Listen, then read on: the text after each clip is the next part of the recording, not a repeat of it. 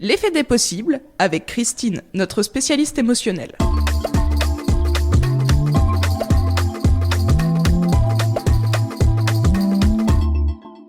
Le conte du petit Tang. Il était une fois un petit Tang très courageux, mais je dois vous le dire aussi très angoissé.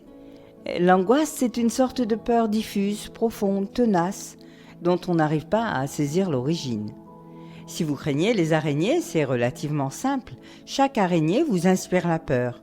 Et même si vous savez que la peur des araignées ou des voleurs témoigne d'autres peurs plus profondes ou exprime les désirs qui se cachent derrière, vous pouvez au moins mettre un nom sur votre peur. Si vous redoutez que vos parents fassent un autre enfant qui pourrait prendre un peu de votre place ou qui ferait que votre maman soit moins disponible pour vous parce qu'entièrement occupée par lui, vous pouvez là aussi mettre un nom sur votre peur et tenter d'en parler. Dans l'angoisse, il est difficile de mettre un nom et même de localiser ce qui la déclenche. Elle est là, elle envahit tout notre corps et c'est très pénible, très lourd à porter.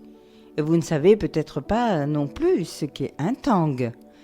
C'est un petit animal très intelligent, très agile, très habile, qui vit sur les îles volcaniques qui surgissent au milieu de l'océan Indien, comme des oasis entre le bleu du ciel et celui de la mer.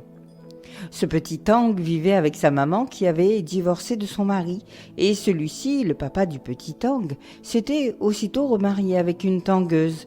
Ils avaient eu ensemble une petite fille, une petite Tanguille, qui était donc la demi-sœur du petit Tang. Mais dans ce cas-là, on peut dire la sœur, car il l'aimait beaucoup. Depuis quelques mois, le petit Tang, qui adorait et surtout admirait très fort son papa, était très inquiet.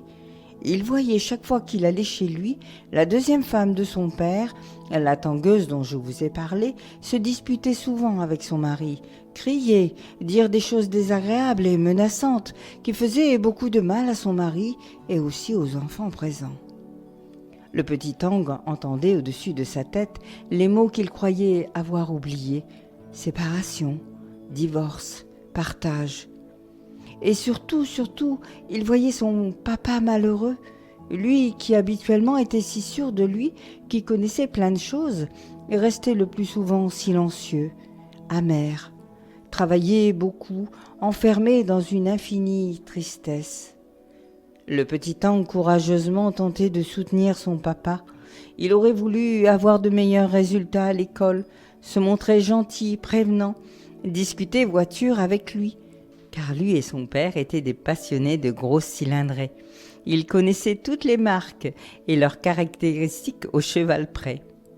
Mais tous ces efforts l'épuisaient, lui demandaient beaucoup d'énergie. Aussi, quand il retournait auprès de sa maman, il redevenait un tout petit bébé qui réclamait des câlins et des marques d'attention sans fin. Il grimaçait, parlait avec des intonations d'un tout petit enfant, s'exprimait avec des mots déformés. Un psychologue qui l'aurait vu dans cet état aurait prononcé gravement en régression, enfant en insécurité affective, état confusionnel passager, enfant déstructuré ou tout autre diagnostic inquiétant. Il n'aurait pas compris combien ce petit Tang était au contraire très structuré, très logique, pour, d'un côté, avec ses tentatives courageuses, soutenir son père, lui dire de toutes les façons possibles « Tu peux compter sur moi, moi je ne te quitterai jamais. D'ailleurs, si je ne grandis pas, si je reste petit, tu seras obligé de me garder toujours. » Et de l'autre côté, s'abandonner, se récupérer auprès de sa mère, infantilisant même un peu. Ainsi, il arrive à des enfants, chez les Tang bien sûr, mais aussi chez les hommes, d'être des enfants fidèles qui, ayant entendu les souffrances cachées de leurs parents, veulent les prendre en charge, avec une volonté, une ténacité et un courage extraordinaires.